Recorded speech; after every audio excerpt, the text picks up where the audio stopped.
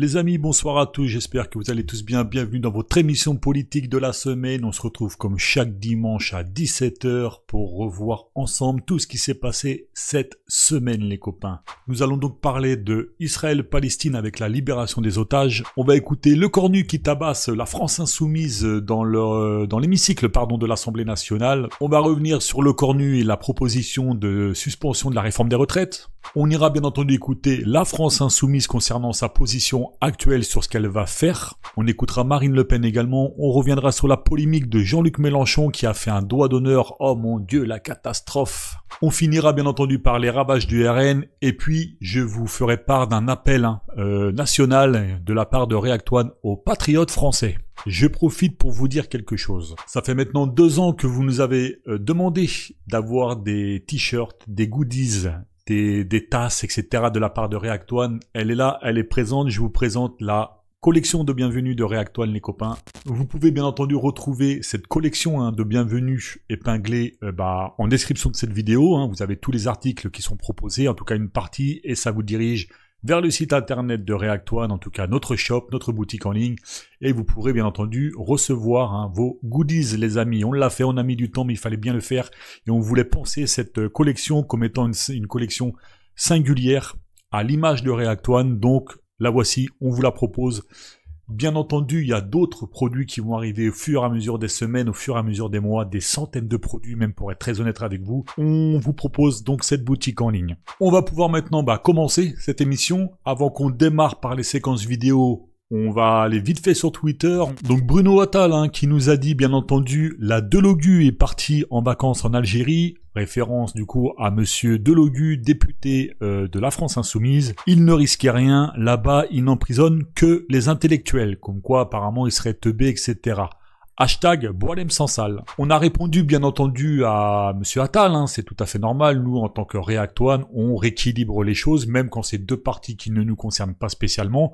On se doit sur Twitter de rééquilibrer la balance. Donc on a répondu bien entendu à monsieur Attal. Quand lui, l'Attal, est parti en vacances en Palestine occupée, il ne risquait rien bien entendu là-bas car il ne tue que les Arabes.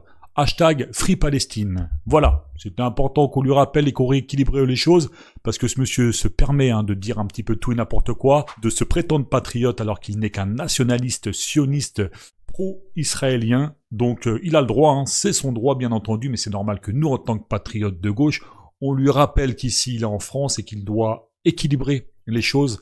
C'est, j'ai envie de dire, les bases d'un pays comme le nôtre avec des valeurs républicaines de liberté et d'égalité.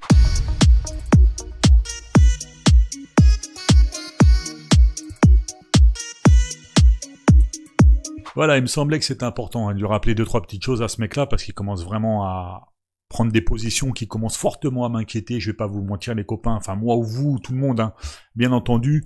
Et je n'aime pas ces gens-là qui s'en prennent à d'autres personnes sans équilibrer les choses et ne pas se mettre dedans en termes de dinguerie, parce que c'est quand même assez incroyable que ce mec s'en prend à Sébastien Delogu de la France Insoumise, mais qu'il ne voit pas ses propres déchéances à lui, dans ses propres propos, dans ses propres positions, et bien entendu dans son propre discours politique, pro-police, etc., etc. Donc il me semblait que c'était important de le faire. C'est notre rôle, Bruno, tu comprends? Touche pas à ton flic, touche pas aux valeurs de la République. Tu vois, je peux te dire, liberté, égalité, fraternité. Liberté de pouvoir te répondre et te dire les choses. Égalité de pouvoir rééquilibrer les choses quand c'est toi qui fais ce genre de dinguerie. Et bien entendu, la fraternité, de pouvoir rééquilibrer les choses en termes de fraternité, c'est-à-dire de ne pas laisser prendre des coups tout seul. Je pense qu'il a besoin d'un peu de soutien. Et on sera là pour le soutenir. Quant à tous ceux qui s'en prennent à Sébastien Delogu pour X raisons, alors bien entendu, vous avez totalement le droit de le faire. Moi, ça me pose aucun problème. Mais faites attention de bien balayer devant votre porte quand vous le faites, les copains. Parce que souvent, les 3/4 des gens qui s'en prennent à Sébastien Delogu, en disant qu'il sait pas écrire, qu'il sait pas lire, etc. Les amis, quand vous me balancez des commentaires sur React-One et que je lis vos commentaires, les gars, vous faites 3 fautes par phrase. C'est compliqué. Surtout quand vous me posez des pavés comme ça. Dites-vous que par souci de fraternité à React-One, on offre des bécherelles. D'ailleurs, peut-être qu'on les mettra dans la boutique en ligne. C'est pour nous, d'accord? Ces cadeaux, on vous les offre, pas de souci. Allez, on va démarrer maintenant les séquences. Et on va démarrer par les otages libérés israéliens et palestiniens. On y va les copains, c'est parti. Oui, à des explosions de joie ce matin et en fait tout au long de la journée, ici des gens de tous les âges qui ont hurlé de joie, qui ont pleuré aussi d'émotion, parfois des gens qui venaient de loin avec des pics d'hystérie quand par exemple sur les écrans géants qui ont été installés à cette occasion comme celui qui se trouve derrière moi, et bien les Israéliens ont enfin pu voir les images de retrouvailles des ex-otages désormais avec leurs parents ou leurs épouses. Donc là encore beaucoup d'émotions, et puis l'émotion ici aujourd'hui elle était d'autant plus forte que les Israéliens, les dizaines de milliers d'Israéliens qui se sont succédés aujourd'hui, ce sont les mêmes qui pendant des mois ont défilé dans les rues, ont tenu tête au gouvernement, ont manifesté, ont soutenu les familles d'otages, et finalement cette libération pour eux c'est aussi une victoire, c'est vraiment le fruit de leur lutte, et ça pour eux c'est d'autant plus émouvant.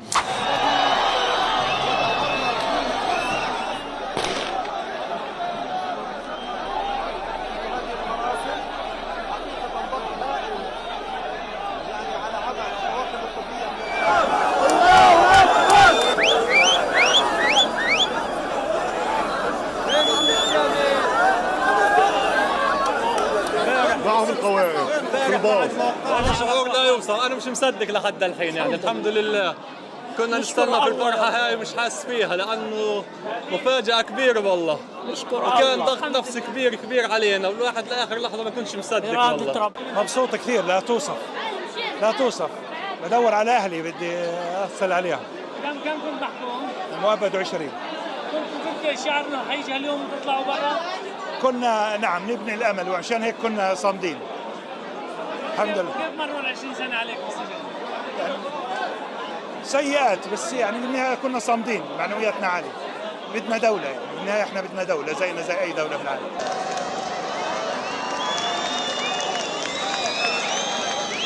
Alors tu sens qu'il peut pas tout dire, le prisonnier palestinien qui est revenu des geôles des Israéliens.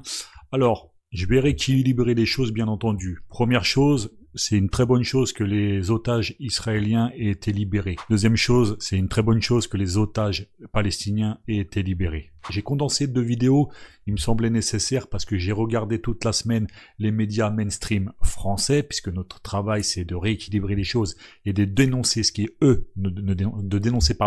ce que eux ne dénoncent pas, c'est-à-dire l'équilibrage médiatique. Donc nous, React One, on le fait. Je n'ai entendu presque aucun média mainstream parler de la libération des otages palestiniens.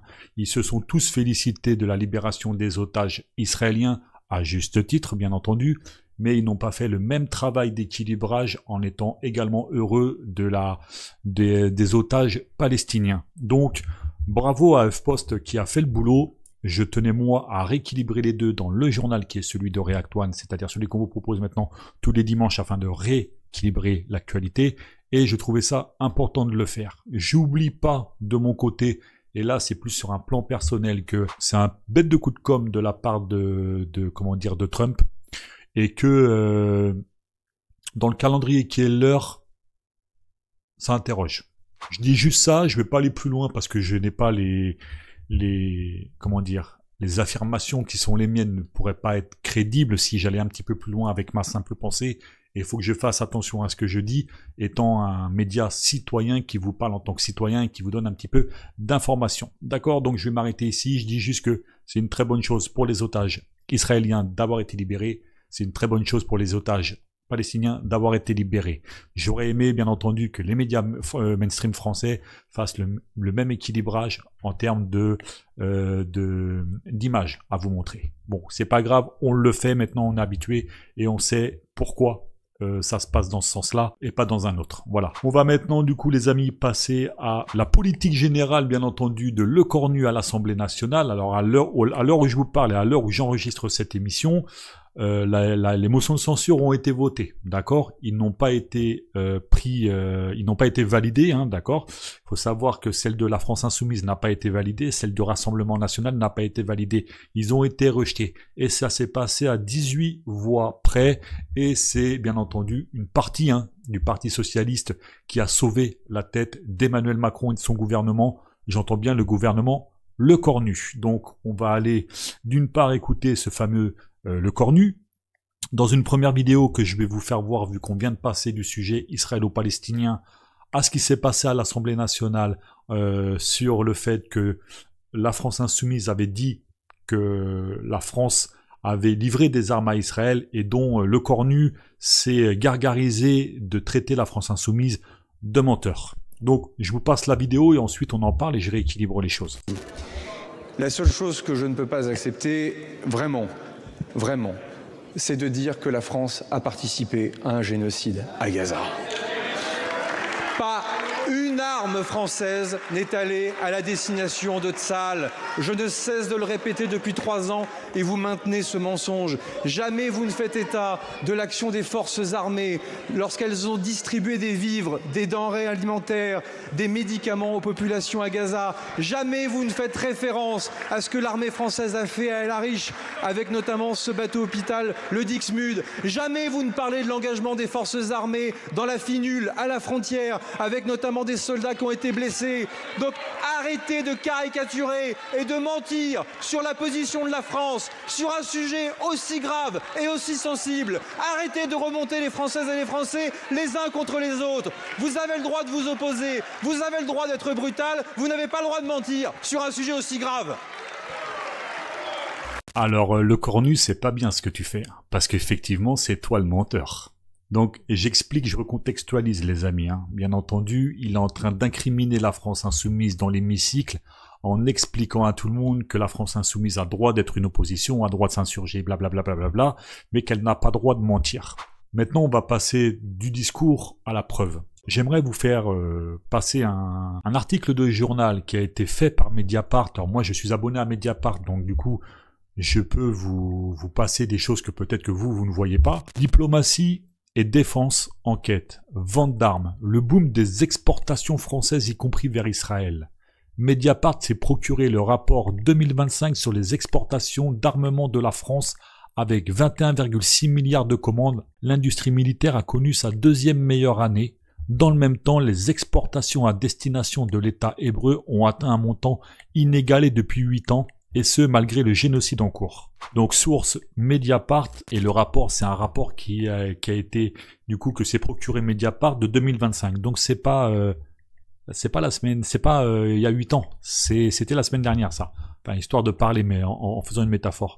Donc, le Cornu, d'une part, tu es un menteur. Deuxièmement, on sait que avant d'être Premier ministre, tu étais ministre de l'armement français, que tu es dans le gouvernement Macron depuis sa nomination, c'est-à-dire en 2017, donc tu es un menteur et vous voyez maintenant l'histoire de dire que ces gens-là incriminent les filles, les font passer pour des menteurs et tout, et toi sans sourciller, tu viens dans l'hémicycle expliquer ce genre de choses, taper sur la France insoumise, d'expliquer qu'apparemment c'est un mensonge que t'aurais toi débunké ou ce genre de choses, alors qu'on sait que les rapports ils existent et on sait que tu es un menteur. Rappelez-vous, les petites pièces qui allaient à l'autre bout de la chaîne créer des fusils pour aller tuer des Palestiniens dans cette guerre Israël-Palestine. Pas une guerre. Non, c'est pas une guerre parce qu'il faudrait qu'il y ait 2 armées. Il y en a pas. Donc, disons, dans ce génocide, effectivement que la France a été complice. Tu captes ce que je veux te dire? Parce que elle n'aurait pas été complice, déjà elle livrerait pas des pièces là-bas. Les dockers n'auraient pas arrêté les conteneurs. Ce rapport ne serait pas sorti, vous comprenez? Donc le Cornu, tu es un menteur, et rien que pour ça, on ne doit pas te laisser gouverner ce pays avec ta politique, et autant les 2 motions de censure sont pas passées, et là j'en veux moi personnellement au Parti Socialiste, et je crois bien entendu que beaucoup de personnes vont vous en vouloir, et vous n'allez pas vous en relever aux prochaines élections, j'espère, et je le souhaite à 100%. Vous me direz tous dans les commentaires ce que vous en pensez, mais il faut vraiment pas que le Parti Socialiste se relève de ce qu'ils ont fait et que ce PS soit mort et enterré. Je vous le dis très honnêtement. On va rester maintenant sur Sébastien Lecornu et on va aller déplacer notre curseur pour aller écouter ce même personnage sur la suspension des retraites. Je proposerai au Parlement dès cet automne que nous suspendions la réforme de 2023 sur les retraites jusqu'à l'élection présidentielle. Aucun relèvement de l'âge n'interviendra à partir de maintenant jusqu'à janvier 2028, comme l'avait précisément demandé la CFDT. En complément, la durée d'assurance sera elle aussi suspendue et restera à 170 trimestres jusqu'à janvier 2028. Mais je le dis ici très directement, suspendre pour suspendre n'a aucun sens. La suspension en préalable de rien serait irresponsable. Cette suspension doit installer la confiance nécessaire pour bâtir de nouvelles solutions. La suspension pour faire mieux est la solution si chaque acteur sait en tirer quelque chose. Je veux être très clair, je n'endosserai pas n'importe quoi. Le coût de la suspension pour notre système de retraite est de 400 millions d'euros en 2026 et d'1,8 milliard d'euros en 2027. Cette suspension bénéficiera à terme à 3,5 millions de Français. Elle devra donc être compensée financièrement, y compris par des mesures d'économie. Elle ne pourra pas se faire au prix d'un déficit accru. Je n'endosserai pas un résultat qui mettrait en danger la crédibilité de notre pays et encore moins notre système de retraite tout entier. Je fais des pas en avant, à chacun aussi d'en faire. Je propose dans les prochaines semaines d'organiser une conférence sur les retraites et le travail en accord avec les partenaires sociaux. Grâce à la suspension, cette conférence aura le temps de se prononcer avant l'élection présidentielle. Elle se posera la question de l'ensemble de la gestion de notre système de retraite.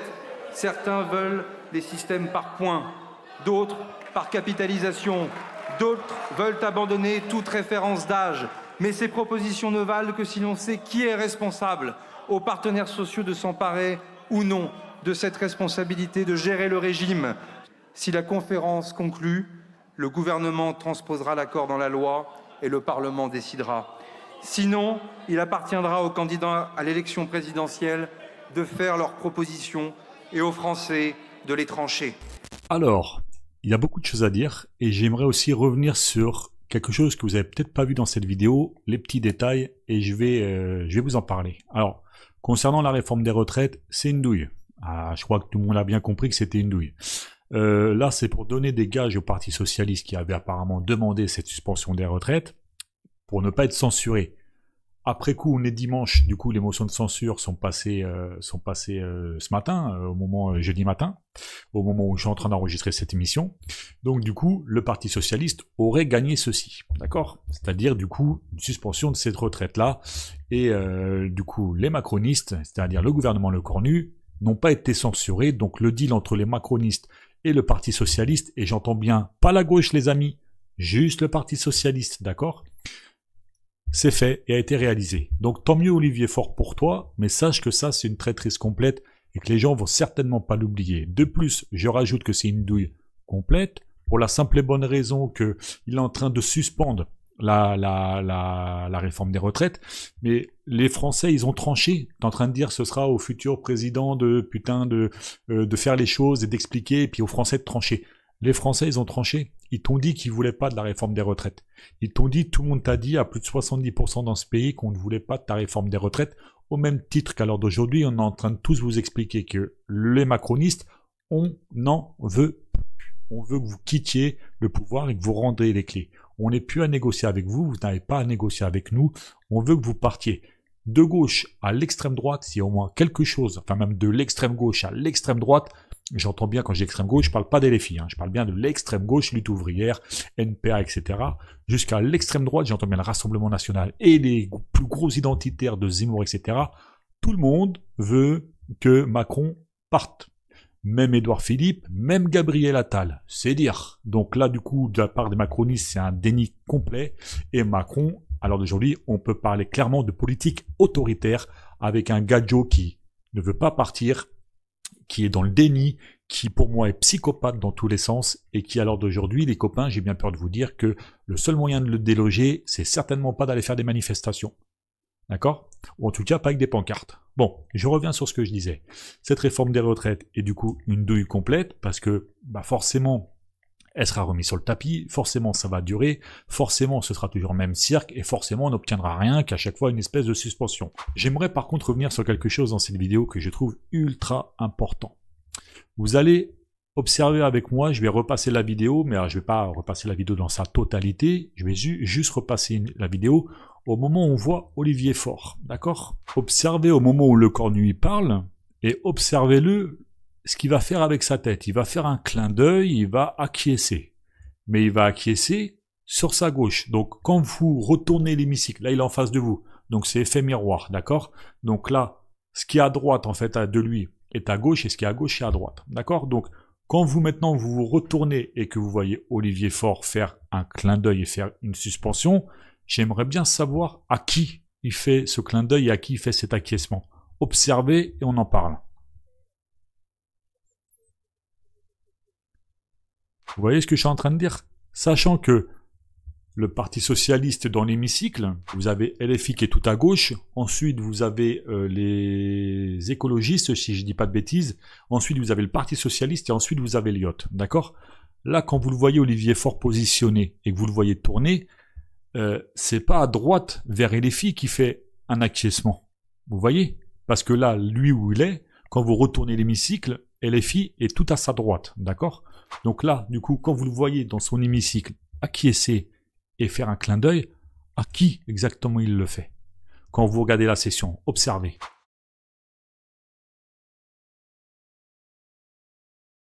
Donc d'une part, ça veut dire qu'Olivier Faure a réellement fait un deal, et le deal qu'il a fait, l'acquiescement, il ne le fait pas à la gauche, il le fait à la droite.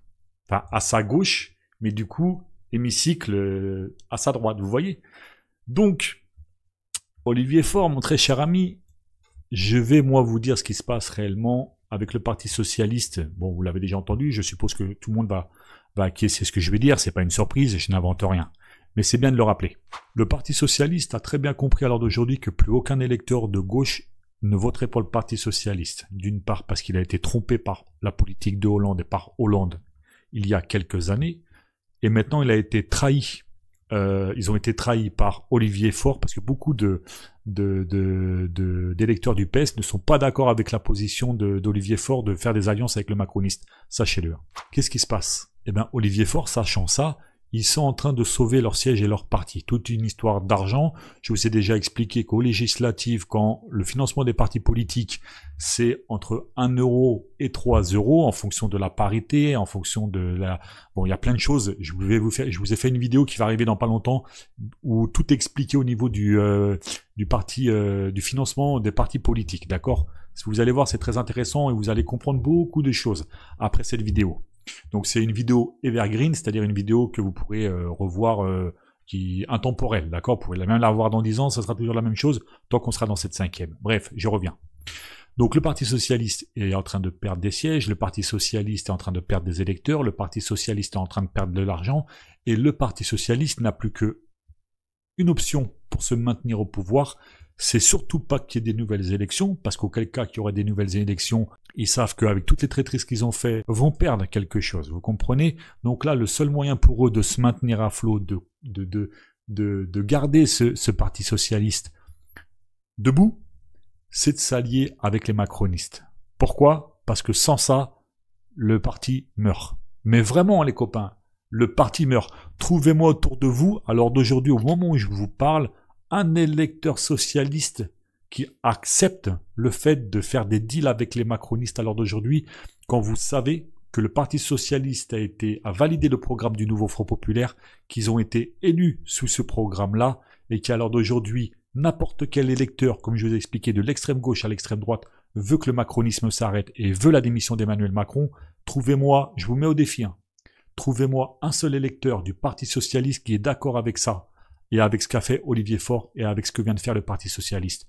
Vous n'en trouverez pas. Auquel cas, vous en trouvez un, ou même toi, si tu m'entends, électeur du Parti Socialiste, je veux bien que tu me mettes en commentaire le fait que tu acquiesces ou non ce qu'a fait ton parti, et que tu nous expliques, dans le cas où tu serais d'accord avec Olivier Faure et avec le PS, que tu m'expliques la stratégie. Ça m'intéresse beaucoup, je suis curieux, d'accord? Je vous dis, le Parti Socialiste, à l'heure d'aujourd'hui, arrêtez de dire qu'il est de gauche. D'accord? Il a jamais été de gauche, il a toujours défendu ses propres intérêts financiers, ses propres intérêts de pouvoir et de poste. Et à l'heure d'aujourd'hui, les masques sont tombés. Et le Parti Socialiste, je le dis et je le répète, à l'heure d'aujourd'hui, ne sauve que son intérêt à lui, pas celui des Français. On va maintenant du coup passer à gauche et aller écouter La France Insoumise et sa position. Donc en toute transparence, je tiens à vous dire que la vidéo qu'on va écouter a été faite avant les motions de censure. Le monarque présidentiel nous fait perdre du temps à tous. Le second mandat d'Emmanuel Macron est un mandat pour rien. Dorénavant, peu de choix s'offrent à lui. La dissolution serait encore une manière de rejeter la faute sur l'Assemblée quand elle relève de l'Élysée. Elle ne garantit pas plus de clarté et ne présage rien de ce que le président fera du résultat. Les Insoumis proposent une voie de sortie de cette crise. Votre censure d'abord. Le vote d'une loi spéciale ensuite permettant de reconduire momentanément les budgets pour l'année à venir. Et puisque le compte à rebours du départ d'Emmanuel Macron est lancé, il faudra en passer par la démission ou la destitution du président. Si la première relève de sa volonté, la seconde est la seule brèche dont nous disposons. Et comme le chantait Léonard Cohen, dans toute chose il y a une brèche et c'est par là qu'entre la lumière. Monsieur le Premier ministre, nous allons agrandir la brèche jusqu'à ce que s'écroule le vieux monde que vous incarnez. Nous assistons à la fin d'un monde connu, guerre commerciale, retour de l'impérialisme, partout la hausse des conflits. L'humanité tout entière est menacée par le dérèglement climatique auquel notre pays n'est pas préparé. Les Français subissent depuis trop longtemps la maltraitance sociale, l'explosion des inégalités et de la pauvreté, mais aussi la hausse du racisme qui mine la dignité des êtres humains. Nous réussirons car nous sommes prêts à prendre à la racine ce qui disloque notre pays. Reprendre le pouvoir à l'oligarchie qui le confisque en passant à la 6e République. Organiser des conditions d'existence compatibles avec la vie humaine. Planifier de grands chantiers d'avenir énergétiques, industriels et écologiques. Partager les richesses en taxant les ultra-riches. Garantir l'unité du peuple contre le poison de la haine. Nous sommes prêts à bâtir la civilisation du temps libéré avec la retraite à 60 ans. Car une réforme imposée contre tout un peuple, contre l'ensemble des syndicats, contre l'Assemblée nationale, ne se conclave pas, ne se discute pas, ne se suspend pas, elle s'abroge. Monsieur le Premier ministre, nous allons agrandir la brèche, jour après jour, lutte après lutte, car dans chaque brèche, il y a la promesse d'un matin. Personnellement, je trouve Mathilde Panot très intéressante dans l'hémicycle et elle a une force de frappe avec ses discours qui est plutôt intéressante. Quand elle parle du vieux monde, je vous renvoie bien entendu à mon blog. J'ai fait un petit essai sur le vieux monde. Vous pouvez aller voir ça là-haut, dans la petite bulle. Vous pourrez aller lire ça. Voici la cohérence de la France insoumise. Qu'on aime ou pas LFI, j'ai envie de dire que la cohésion de la cohérence de leur discours et de leur programme, en tant que citoyen, tu te dois d'avoir une oreille attentive à ce qu'ils disent et à ce qu'ils racontent. Alors aujourd'hui, vous avez dans cette coalition de sauver le cornu avec les alliances PS, macronistes, RN, etc. Vous avez les LFI qu'on tabasse toute l'année, d'accord, qu'on explose à longueur de plateau TV, qui se défendent bien entendu. Heureusement d'ailleurs, c'est quand même à un niveau, ces gens-là ont un niveau de rhétorique, un niveau de punchline, un niveau de travail surtout, j'entends bien, assez élevé et c'est une chance qu'ils ont parce que en vérité s'ils étaient aussi teubés que le RN ils seraient morts depuis longtemps ce parti, je vais pas vous mentir, parce que quand avec 71 députés tu te fais autant éclater sur tous les plateaux TV, tu te fais autant tamponner à gauche, tu te fais autant tamponner à droite, que tu te fais autant trahir, etc. Et j'ai envie de te dire, c'est que ton programme, c'est un programme de feu. Ce que je veux dire par là, c'est que ton truc il tient la route, parce qu'en face, soit ils sont jaloux, soit ils travaillent pas, soit ils ont des conflits d'intérêts financiers qui font que voir la France insoumise arriver avec un programme comme ça va directement impacter leurs projets, leurs conflits, leurs intérêts. Et à l'heure d'aujourd'hui, je le dis et je le répète, il y en a beaucoup d'entre vous qui m'entendent et je vous ai toujours dit que moi j'étais pas spécialement LFI et tout ça, et je le suis de plus en plus en vérité, parce que à force de faire ce travail sur React One, je plonge dans les rapports, je plonge dans les discours, je plonge dans les votes à l'Assemblée nationale et je plonge dans tous les travaux de commission que fait LFI parce que du coup le média citoyen me l'impose et j'ai fait la même chose bien entendu pour tous les autres partis politiques. Et je suis désolé les copains, mais à un moment le travail c'est une chose et la France insoumise font le boulot et je pense à l'heure d'aujourd'hui qu'il faut être derrière cette formation. Par contre, pour équilibrer les choses, je me dois de le faire, pas parce que j'ai envie de faire chier les insoumis, mais parce que je me dois de le faire. C'est mon boulot. J'attends vraiment la prochaine coalition en termes d'élection, soit législative, soit présidentielle, pour savoir si la France insoumise va réintégrer le Parti socialiste dedans. S'il réintègre le Parti socialiste dedans, pour n'importe quel projet de coalition, oubliez-moi. Les insoumis, oubliez-moi, je vous le dis, et je serai obligé de dire les choses que vous pensez. Vous comprenez? J'attends. Et si vraiment la France insoumise ne réintègre pas le Parti socialiste, parce qu'on a tous compris à l'heure d'aujourd'hui que ces gens-là, il ne fallait pas avancer avec eux, je deviens insoumis. Voilà, je le dis officiellement, je deviens insoumis. Militant, insoumis, et pourquoi pas un petit peu plus avec ambition. Nous verrons cela. Pour l'instant, c'est pas le sujet, c'est pas le propos. En tout cas, bravo la France insoumise, vous êtes cohérents. La destitution de Macron, c'est une chose, la démission, c'est le projet, et vraiment... bon courage parce que ça va pas être facile, sachant que maintenant la motion de censure a été rejetée, celle du Rassemblement National aussi. On ne sait pas quelle va être votre stratégie. En tout cas, bon courage et puis on va suivre, bien entendu, les choses. On avance et on passe à une autre vidéo maintenant. On va écouter Marine Le Pen pour sa position à elle. Je répète bien entendu que son discours a été fait avant la motion de censure du Rassemblement National qui a été rejetée jeudi matin. Le budget qui est présenté est le budget de M. Bayrou. Par conséquent, le Premier ministre n'a en réalité absolument aucun pouvoir. C'est un budget terriblement mauvais, où les dépenses de l'État continuent à augmenter au bas mot de 25 milliards, où il y a encore des nouvelles créations de taxes.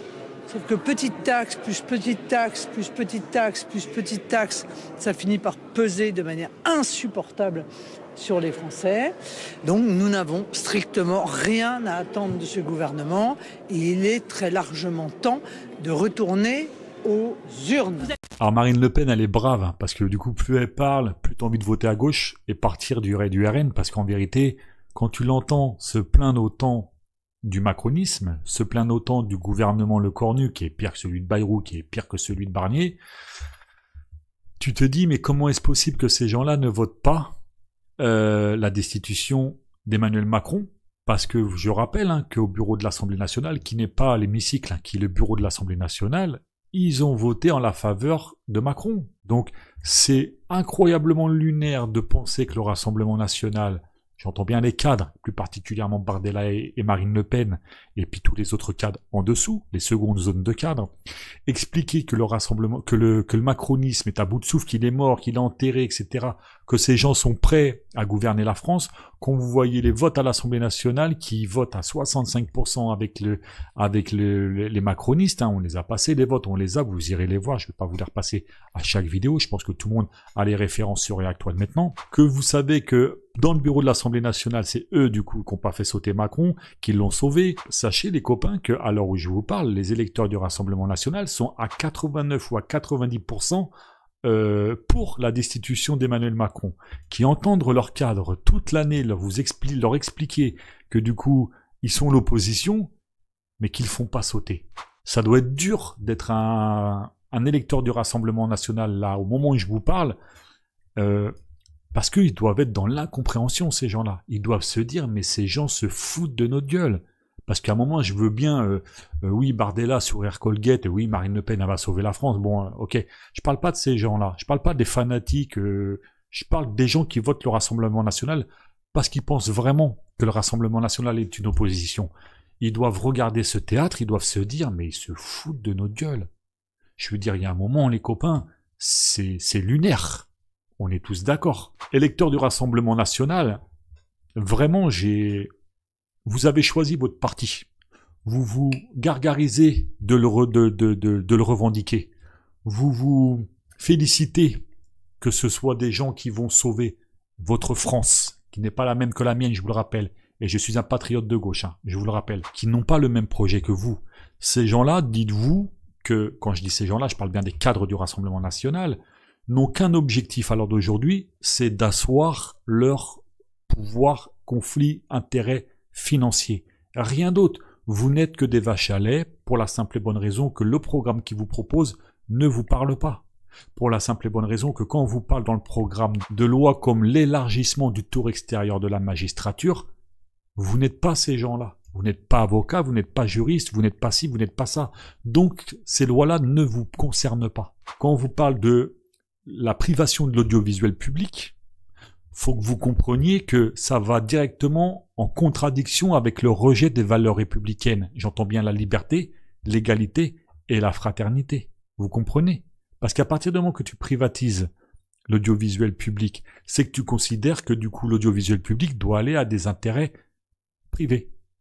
Elle est où la liberté de la presse, les amis? Est-ce que ça percute un moment dans votre tête au moins ce que je viens de vous dire? Je vous parle même pas d'immigration, hein. Je vous parle de choses simples. Ça n'est pas adressé à vous. C'est adressé à chaque fois, les propositions de loi sont adressées à chaque fois à des hautes sphères d'électeurs qui sont des CSP+, c'est-à-dire des catégories socio-professionnelles plus. Hein, des avocats, pas le prolétaire. Les ouvriers, si le Rassemblement National travaillerait réellement pour les ouvriers, toi qui te lèves tous les matins, qui vas travailler dans une entreprise privée, pourquoi, dans ce cas-là, ils votent contre l'indexation des salaires du privé sur l'inflation? Ça devrait te percuter. Tu devrais être concerné par ça. Tu l'es. L'augmentation des salaires. Il y a une augmentation des salaires qui a été proposée par un groupe de gauche qui est la France Insoumise. Ils ont voté contre. À partir du moment qu'ils votent contre ça, ils ne travaillent pas pour toi. Toi, tu t'en fous de savoir si ça va toucher qui, d'augmenter des salaires, oh, les patrons. Tu n'es pas patron, tu es le prolétaire. Toi, tu t'en fous du moment que ça rentre dans ta poche. C'est eux qui proposent ça. C'est à eux de gérer les bails. Tu comprends ce que je suis en train de te dire? Donc, les mecs du Rassemblement National qui ont un petit peu de jugeote dans leur tête, faites ce travail-là au moins sur vous de nuance, d'aller observer ces gens-là, les cadres qui vous parlent tout le temps. Je vous parle pas d'immigration. Je vous parle de salaire, de français, de travailler pour les Français. Votre plus-value citoyenne, percutez. Parce qu'au bout d'un moment, vous vous plaignez du macronisme. Quand on voit que le Rassemblement National sauve Macron à plusieurs reprises, commencez par vous poser des questions. Commencez par vous dire, ces gens se moquent de nous. Et donc la meilleure offre politique à l'heure d'aujourd'hui qui concerne la plus-value citoyenne, elle se trouve à gauche. Et plus particulièrement dans le programme L'Avenir en commun du NFP, qui a directement des intérêts vous concernant. Vous comprenez, les amis? C'est important de comprendre ça quand vous faites de l'analyse politique et quand vous êtes électeur. Parce qu'à un moment, nous à gauche, on sait également qu'on est des vaches à lait. C'est-à-dire qu'on sait qu'on quand on vote, on donne de l'argent pour financer le parti politique qu'on choisit. Mais le programme correspond à nos intérêts prolétaires. Vous comprenez? Quand la France Insoumise propose une augmentation de SMIC, ça nous concerne puisqu'on est smicard. Quand la France Insoumise propose une proposition de loi de revaloriser les retraites, ça nous concerne, nous, nos parents, donc forcément, directement. Quand la France Insoumise propose d'abroger l'odieuse réforme des retraites du macronisme qu'a mis en place par 49.3, qui n'a pas été votée, ça nous concerne tous, les futurs retraités, même les retraités en place. À quel moment vous allez percuter? Est-ce que vous avez seulement des parents, des grands-parents qui sont à 2 doigts de la retraite ou que vous voyez galérer tous les jours se lever le matin à 60 piges, qui ont mal au dos, qui vous regardent avec des yeux comme ça d'une tristesse incomparable, qui vous expliquent qu'ils en ont marre? Vous n'êtes pas patriote de penser comme ça. Donc, réveillez-vous, les électeurs RN, c'est très important. Je parle pas des fanatiques qui, même si Bardella ou Marine Le Pen feraient caca sur leur table et leur voleraient tout leur bien chez eux, continueraient à voter le Rassemblement National, parce que ces gens-là sont simplement racistes. Et à part le côté immigrationniste des choses, et le côté sécurité dont on peut reparler tous ensemble, bien entendu, parce que on pourrait vous faire la démonstration qu'ils ne feront rien et que ça empirera les choses, et je l'ai déjà dit, ça ne s'adresse pas à vous, les amis. D'accord? Vous êtes des prolétaires. Arrêtez de voter pour des gens qui vous mentent. Ou alors, quand vous votez pour des gens, acceptez le fait que vous êtes des vaches à lait, mais que le programme pour lequel vous votez, quand vous leur donnez un billet, quand vous votez pour eux, serve vos intérêts de classe. Vous comprenez? C'est ça. Faire de l'analyse politique, les amis. Maintenant, le reste, ça vous regarde et ça vous concerne. Nouvelle vidéo, on y va? La polémique Mélenchon. Alors, Jean-Luc Mélenchon aurait fait un doigt d'honneur. Alors, je dis aurait fait un doigt d'honneur parce que, bien entendu, il y en a qui l'ont vu, moi je l'ai vu, il y en a d'autres qui disent qu'apparemment ce serait pas un doigt d'honneur. Je vous passe la vidéo et on en parle juste après, d'accord? C'est parti. Puisqu'on parle de Jean-Luc Mélenchon, il est ressorti extrêmement fâché hier du studio de la matinale de France Inter après plusieurs échanges sur la situation politique et sur la situation dans la bande de Gaza. Qu'est-ce qui vous dit qu'il est sorti fâché? Ah bah, il est sorti en faisant un doigt d'honneur. Non, c'est pas vrai.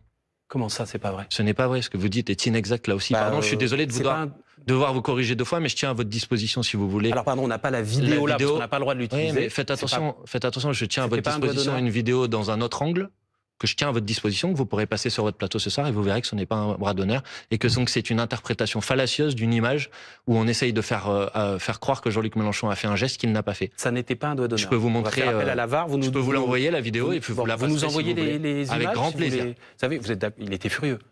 Mais je ne sais pas pourquoi vous dites ça. Vous venez de me poser une question sur la base d'une interprétation d'une vidéo qui ne correspond pas à la réalité. On est preneur évidemment de cette vidéo. Et vous la recevrez. Un autre angle pour les amateurs de foot. C'est vraiment l'appel à la VAR. Je l'ai, il est là sur mon téléphone et je peux vous en faire la démonstration. Vous nous le donnez en sortant de ce studio. Avec grand plaisir. Merci beaucoup Manuel Bompard d'être venu ce soir. Merci à vous. Sur le plateau de BFM TV.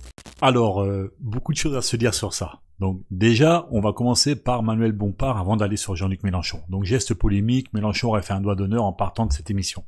Moi j'ai vu cette émission, j'ai pas vu le doigt d'honneur au moment où il l'a fait parce que ça a été très rapide, mais ça a été capté. J'ai re-regardé cette vidéo, je n'affirme rien puisque Bompard dit qu'il a l'extrait, etc. Moi je pense que c'est un doigt d'honneur. Attention les copains, mettons l'équilibre. Manuel Bompard, si tu as la vidéo, on est dimanche, hein. Si n'importe lequel d'entre vous a vu une chose passer, cette fameuse vidéo que Manuel Bompard nous dit qu'il a, etc., dans un autre angle et tout, je veux bien que vous me mettez le lien et je veux bien la voir, ça m'intéresse. Manuel Bompard, attention avec ça, parce que dans le cas où tu as vraiment la vidéo, perds pas de temps à la positionner via ces médias, tout de suite qui rééquilibre les choses, parce que la polémique enfle et j'ai envie de vous dire, c'est de la merde, hein, mais elle enfle, ok? Donc, fais vite voir cette vidéo, moi ça m'intéresse personnellement. Dans le cas où tu n'as pas cette vidéo et que tu mens, ça va être problématique. Parce que nous qui avons une confiance totale en la France Insoumise, enfin totale, j'entends bien, qui avons une confiance en la France Insoumise sur leurs discours et leurs actes, etc., dans le cas où ce n'est pas vrai, on va être déçus. Parce qu'on va se poser la question de savoir sur quoi d'autre vous nous aurez menti. Ok? Donc, je n'affirme rien, je dis juste, je suis pressé de voir cette vidéo et je suis pressé de voir dans un autre angle ce que ça donnerait effectivement pour voir du coup si Manuel Bompard ment ou dit la vérité et si cette polémique sert à quelque chose ou pas. Maintenant, on va prendre un peu hauteur sur ça. Moi, personnellement, cette polémique, loi d'honneur, c'est de la merde pour moi. Je veux dire, Jean-Luc Mélenchon, quoi qu'il fasse, quoi qu'il dise, quoi qu'il ne fasse pas, quoi qu'il ne dise pas, il sera attaqué. D'accord? Sachez-le. Je dis à tous les médias mainstream là qui prennent cette vidéo, le doigt d'honneur et tout, et qui disent oui, Mélenchon, mais redescendez. Nous on trouve Mélenchon gentil. Moi je trouve Mélenchon gentil de vous avoir fait un doigt d'honneur. L'entièreté, en tout cas les 3/4 de la population française, aimerait vous débrancher carrément les médias mainstream. On n'en peut plus de vous. Vous mentez, vous spoliez, vous avez des affiliations d'intérêts politiques, économiques, bref, dans tous les sens. Nous, on aimerait vous débrancher. Estimez-vous heureux qu'un mec comme Mélenchon vous fasse juste un doigt d'honneur? Vous méritez plus. Vous méritez la prison pour des informations déjà, je vais pas vous mentir. Ok? Donc vous ne faites pas de l'information, vous faites de la propagande. À ce propos, j'aimerais revenir également sur quelque chose de très important parce que j'entends beaucoup de personnes là qui vont peut-être passer, qui vont peut-être venir m'écouter et qui me parlent de CNews à chaque fois comme étant une chaîne qui dit la vérité. L'analyse de RSF, c'est-à-dire le Reporters sans frontières a analysé le contenu de CNews et a constaté que seulement 13% des informations diffusées étaient des faits vérifiables. Vérifiables, pas vérifiés, vérifiables. C'est-à-dire que les faits qu'ils nous disent, on ne peut même pas aller les vérifier parce qu'ils n'existent pas. D'accord?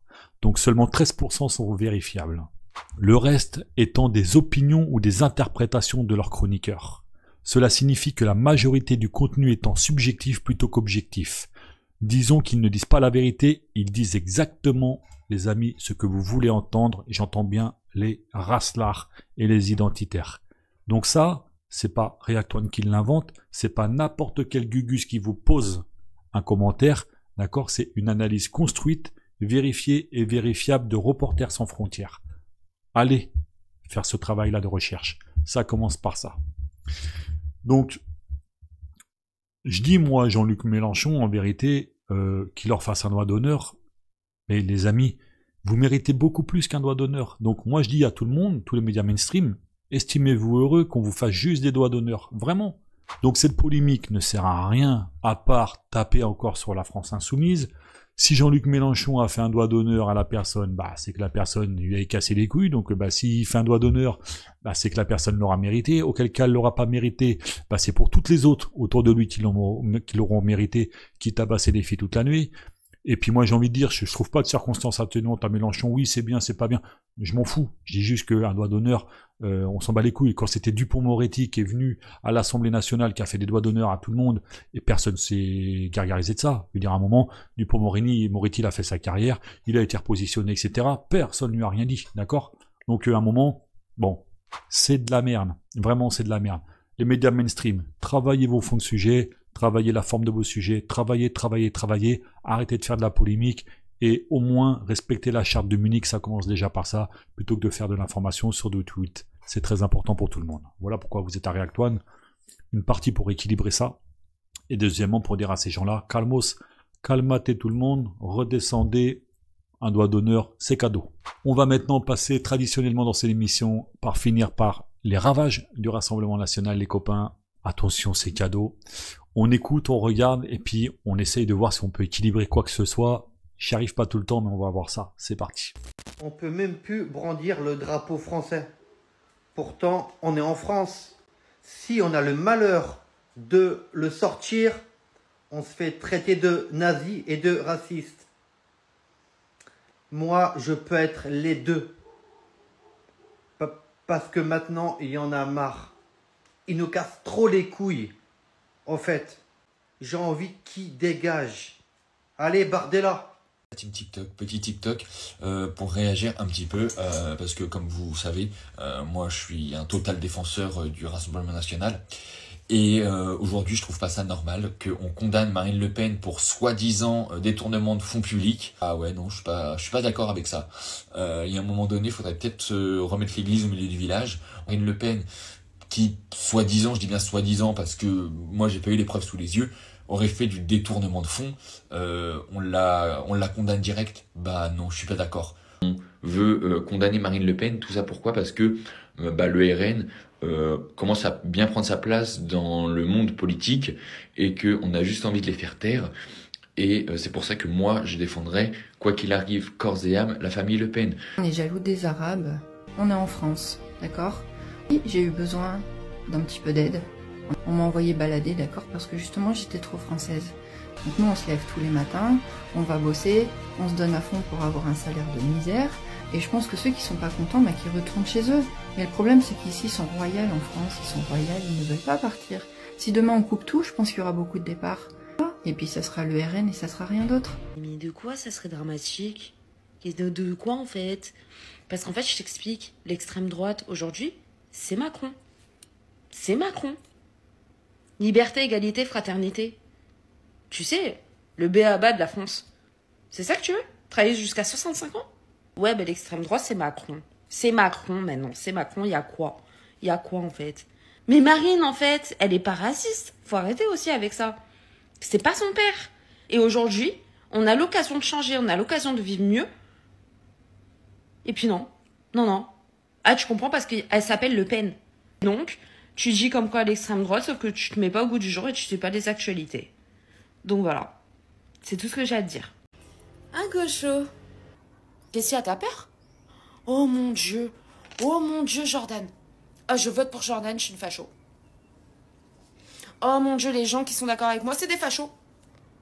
Moi, personnellement parlant, le RN, ça fait depuis mes 18 ans, j'ai 28 ans, que je vote pour eux. Ok? Et c'est pas pour rien. L'insécurité, l'inflation, le pouvoir d'achat, tout pour vous, rien pour nous. Sortez, les gars. Au calme. Non mais c'est bon, au bout d'un moment, ça suffit. Hein. Il y en a marre de travailler pour des cons comme toi. Hein. Non mais c'est quoi ce délire? Donc maintenant, tu vois, tu vas te prendre et tu vas jouer sur une autoroute. Ah, ils sont braves. Ils sont braves. Les filles au Rassemblement National, les femmes du Rassemblement National, et j'entends bien les électrices du Rassemblement National, sont encore plus extraordinaires que les hommes du Rassemblement National. J'entends bien les électeurs. Bon, alors on va essayer de faire quelque chose avec ce qu'on a. On va revenir sur le premier. Alors le premier qui nous explique que du coup, faut arrêter de les traiter de racistes et de fachos, qui derrière explique qu'il peut être les deux. Bon, effectivement, c'est peut-être pas tous des fachos, d'accord? Parce que entre le racisme et le fascisme, c'est pas la même chose, d'accord? Moi, je fais la nuance. Mais vous êtes raciste. Pour moi, vous êtes complètement raciste pour la simple et bonne raison que quand tu dis ce genre de phrase-là et que tu viens expliquer à tout le monde que tu n'es pas raciste, explique pour quelle proposition de loi tu votes. Ça m'intéresse, je suis assez curieux. Ensuite, bien entendu que tu as le droit de porter ton drapeau fièrement. Tu sais, à gauche, quand je vois des gens arracher des drapeaux français, mais j'ai envie de leur mettre des bougies aussi, il n'y a pas de problème. Je veux dire, moi, demain, je porte mon drapeau fièrement en étant patriote. Le même drapeau que toi et moi, on aime, mais que moi, je regarde dans les yeux. Hein. Le premier qui vient me l'arracher, il prend le drapeau en pleine bouche. Je vais pas te mentir avec toi. Donc, à gauche, il y a aussi des gogoles, il y a aussi des connards. Hein. Tu vois, moi, c'est ça, la nuance. Ce serait bien, vous, qu'à droite, à l'extrême droite, vous disiez la même chose, qu'il y a aussi des gogoles. Sauf que le problème, c'est que vous êtes les gogoles. Donc, c'est un peu compliqué pour nous, tu vois, de vous expliquer les choses. Donc, ton drapeau, tu as entièrement droit de le porter fièrement. Mais quand tu commences à le porter par une idéologie de racisme ou de fascisme, bah, bien entendu, tu peux comprendre qu'on ne veut pas que tu associes le drapeau français à ton idéologie, d'accord? Parce que bien entendu, pour des gens de gauche qui ne sont pas du tout dans la même idéologie que toi au niveau nationalisme, ça nous pose problème. Et moi, personnellement, en tant que patriote, ça me pose problème. Maintenant, si tu as envie de parler du drapeau, tu as envie de parler de tout ça, je t'invite à venir sur la chaîne, on va en parler calmement, toi et moi, d'accord? Voilà, ça c'était pour le premier. Alors lui, il est brave, le garçon. Alors, il explique que du coup, il n'a pas les preuves sous les yeux que Marine Le Pen a fait du détournement d'argent et que du coup, bah non, il est contre. Alors, cousin, ton avis, on s'en bat les couilles. Il y a l'OLAF, hein, qui est du coup l'organisation, l'URSSAF en gros européenne, hein, pour te la faire très vulgairement, qui du coup, elle, est sur les côtes de Marine Le Pen depuis au moins 2012. Elle va t'expliquer pourquoi en 2025, tu vois, elle condamne Marine Le Pen d'inéligibilité.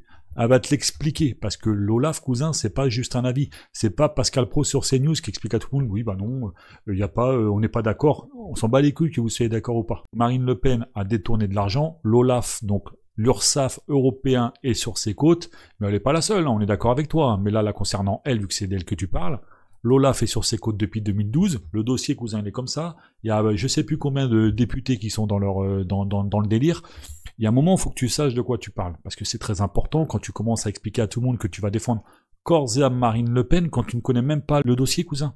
C'est-à-dire que tu es en train de nous vendre de l'expérience juridique, de l'expérience historique, de l'expérience politique et de l'analyse sans avoir un échantillon sur toi. Tu peux comprendre que nous, de l'autre côté, on te regarde, on se fout un peu de ta gueule. Poursuivons. La cousine de Marie Beldan, qui a mis à peu près, alors je sais pas il y a combien de filtres, il doit en avoir au moins 15. Toi, t'es en train d'expliquer à tout le monde que du coup, les Arabes, hein, c'est ça qu'on parle, hein, c'est des Arabes apparemment, ils auraient droit à plein de choses et qui vivent royal en France, etc.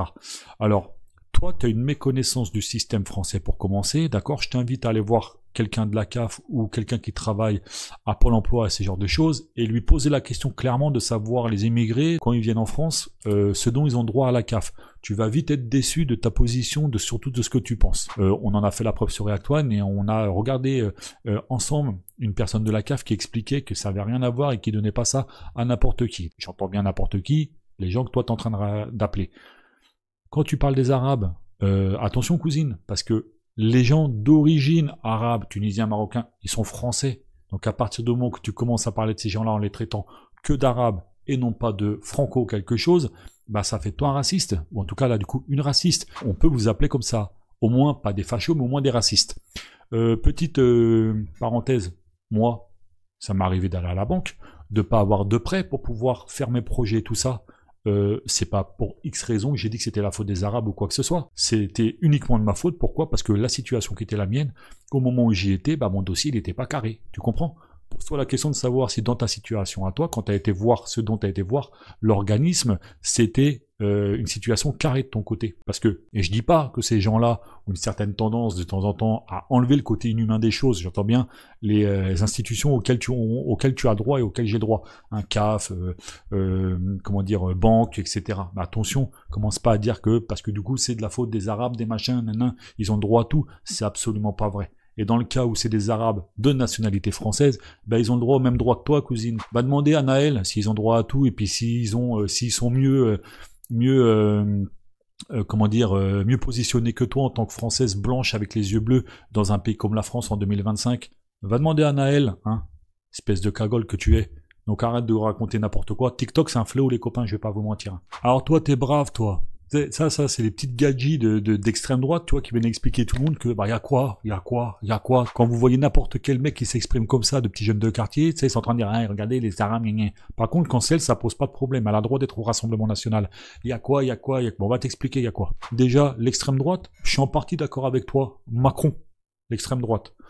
Aucun problème avec toi là-dessus. Enfin, je vais pas dire d'extrême droite, mais je veux dire, il applique la politique d'extrême droite dans ce pays, bien entendu, sachant qu'il est minoritaire au niveau de l'Assemblée nationale et dans son propre gouvernement.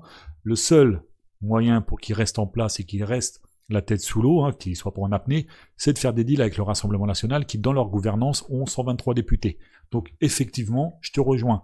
Mais si Macron pouvait faire la même chose pour maintenir son parti avec la gauche, bah, il serait pas d'extrême droite. Il serait du coup de gauche. Tu comprends ce que je suis en train de te dire? Donc ce que tu racontes, c'est de la merde pour commencer. Ensuite, Marine Le Pen n'est pas raciste. Écoute-moi bien, cousine. Marine Le Pen, c'est une femme, alors d'aujourd'hui, qui a plus d'une 50aine d'années, qui a été élevée dans un parti patriote à tendance nationaliste. Quand je dis patriote, j'entends bien Jean-Marie Le Pen, qui avait quand même des positions très très loin de Marine Le Pen et Jordan Bardella à l'heure d'aujourd'hui concernant par exemple la Palestine. Écoutez, Jean-Marie Le Pen sur la Palestine, il est plutôt du côté de prendre la défense des Palestiniens que plutôt que de prendre la défense des Israéliens.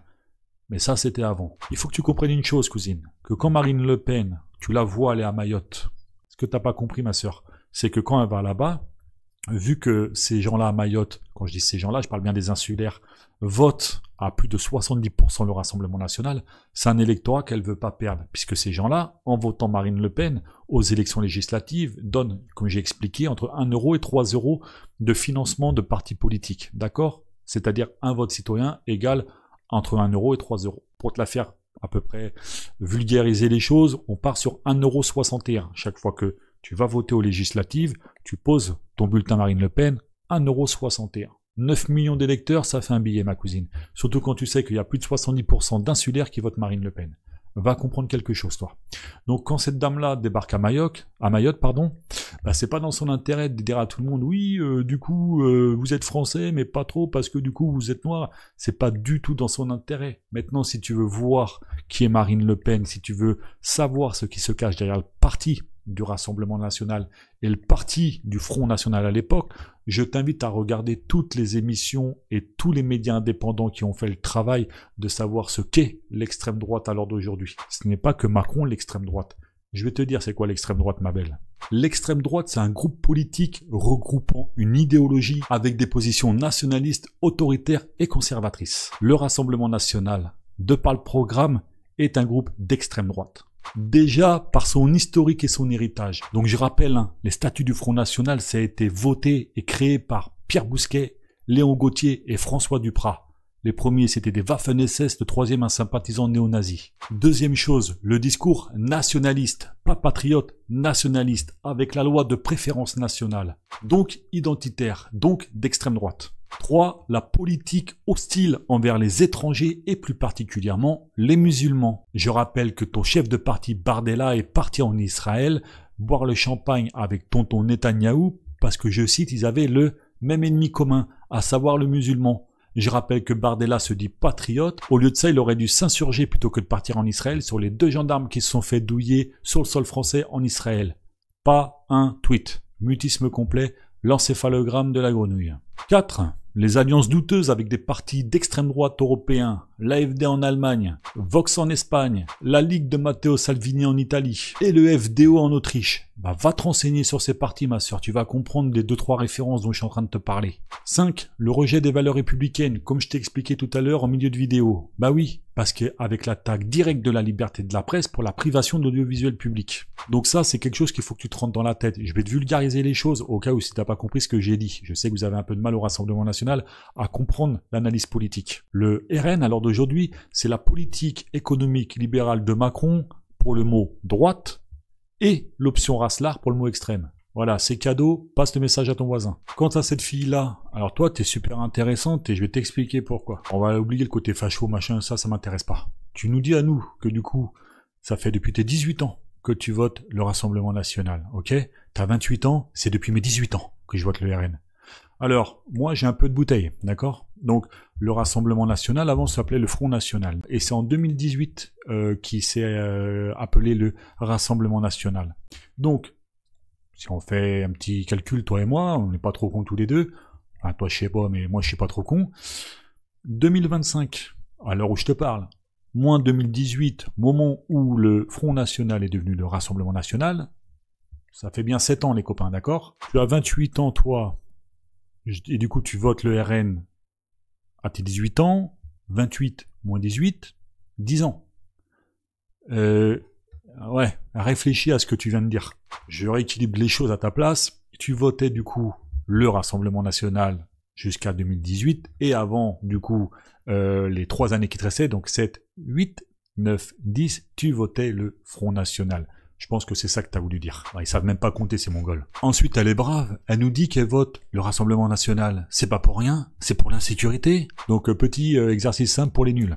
Tu votes le Rassemblement National pour la sécurité, puisque ton problème c'est l'insécurité. Donc, tu votes le Rassemblement National. Le Rassemblement National passe. Les milices d'extrême droite, comme l'Avarium, le GUD, tout ça, puisque apparemment tu votes depuis tes 18 ans, si tu votes le Front National avant, tu sais de quoi je te parle. Hein, l'Avarium, le GUD, Bastion à Lyon, toi, toutes les milices d'extrême droite.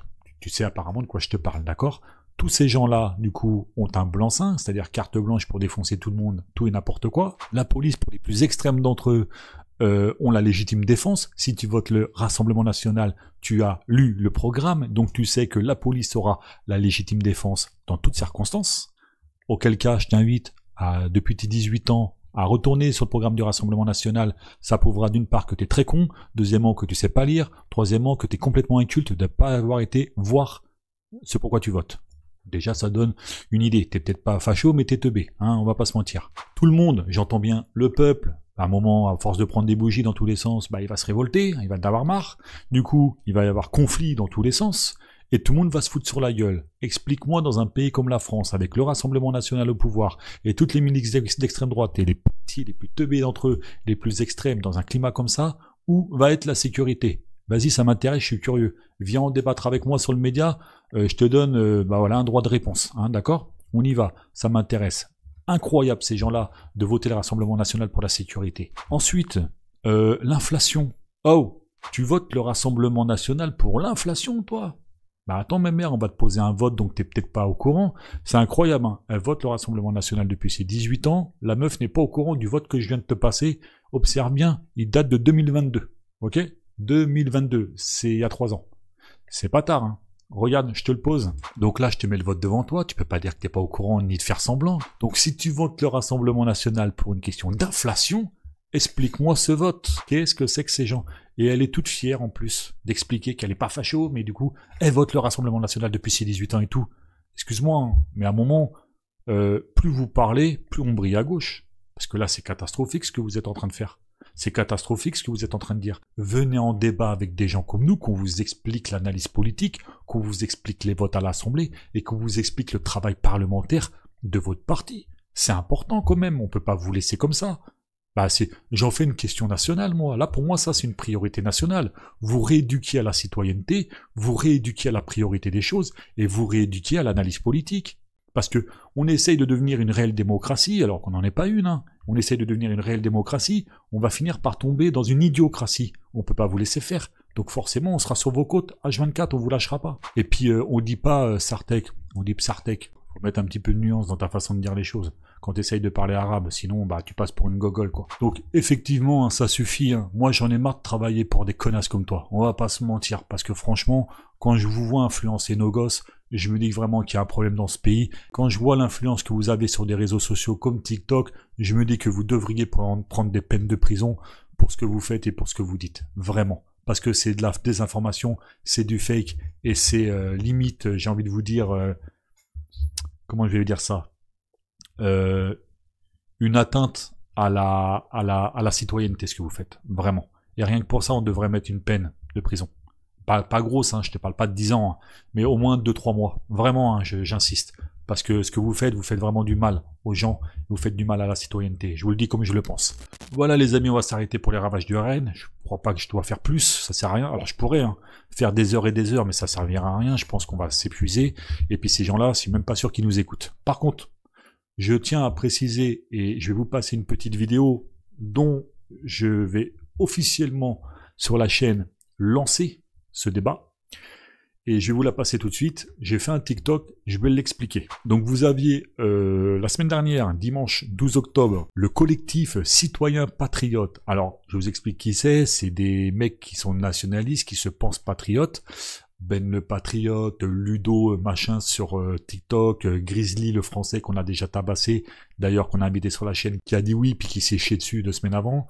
Bref, il y en a plein, d'accord, sur TikTok. Les mecs se sont découverts une passion, le patriotisme. Bon, ils savent pas ce que c'est, mais non, ils sont patriotes. Donc ils arborent le drapeau français, ils vont dans la rue, ils manifestent. Pour qui, pourquoi, on sait pas, ils sont 2000, on sait pas c'est quoi leur revendication, on sait pas, ils sont incapables de nous expliquer le patriotisme, mais allons-y. Donc du coup, j'ai fait cette vidéo et je lance un appel national et un débat, et je vous demanderai, pour ceux qui connaissent ces gens-là qui vont tomber sur cette vidéo, de les identifier clairement, et aller les identifier sur TikTok s'il le faut, parce que c'est là-bas qu'on a lancé l'appel. Je vous passe la vidéo et on en parle. D'accord les copains, c'est parti. Monsieur Kev, l'abbé, Ben de Partageons nos idées, Fab de TDF Junior, Ludo et moi, voilà. Et nous sommes le collectif des citoyens patriotes, et vous savez que vous, désormais, vous pouvez compter sur nous, on va venir vous visiter, parce que cet élan patriote ne doit pas s'arrêter, et parce que on est tous ensemble, et qu'on va redonner enfin sa vraie place au drapeau, et l'amour de notre patrie, le respect des valeurs françaises, et enfin, plus personne. Le but, c'est que plus personne n'ait honte de sortir son drapeau français. On n'est pas des fachos, c'est pas parce qu'on aime notre pays qu'on est des fachos. Aujourd'hui, on va le crier haut et fort. Très bien, alors du coup, je vais te prendre au mot. Je lance un appel national pour identifier toutes les personnes qu'elle a citées dans cette vidéo, en vous proposant un débat sur notre média React One qui va concerner le patriotisme, le nationalisme et les valeurs républicaines, c'est-à-dire celles de la France. Alors maintenant, je m'adresse à toutes les personnes qu'elle a citées, et même toi, ma belle. Envoyez-moi le meilleur de vos soldats, de votre collectif, sauf Grizzly le patriote, parce qu'il a déjà refusé l'offre après avoir validé le débat et s'est chié dessus 2 semaines après. Donc faites passer le mot, je vous attends avec impatience, fort et fier de notre drapeau commun, à savoir celui de la France. Et comme je ne mens à personne, je vais être transparent avec tout le monde et me présenter. Je suis Jérôme, animateur du média citoyen sur YouTube React One, et patriote français, mais de gauche. Voilà, c'est officiel. Donc à vous de jouer les copains maintenant. J'entends bien la communauté TikTok, c'est-à-dire la mienne et la leur. Et j'adresse un message personnel au collectif patriote. Amenez-moi n'importe lequel de vos soldats. Affaire à suivre, à bientôt.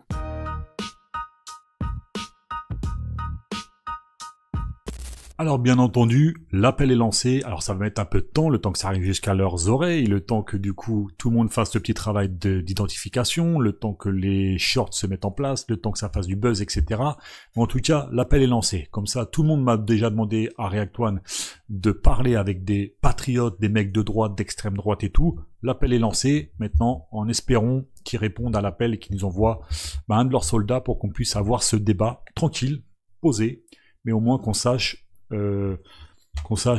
voilà, les différencier, à savoir savoir si on a affaire à des vrais patriotes ou si on a affaire à des nationalistes. Ok les copains, nous voici maintenant à la fin de l'émission les amis. Je vais vous parler de nos 3 projets à React One. Donc le premier, c'est la pétition sur l'Arcom que vous pouvez retrouver en description de cette vidéo. Alors c'est un simple rappel des sanctions de l'Arcom contre les médias mainstream français. Alors je sais que c'est une pétition qui est compliquée parce que du coup maintenant on a cette fameuse Arcom qui a délégué le côté antisémite des choses au CRIF.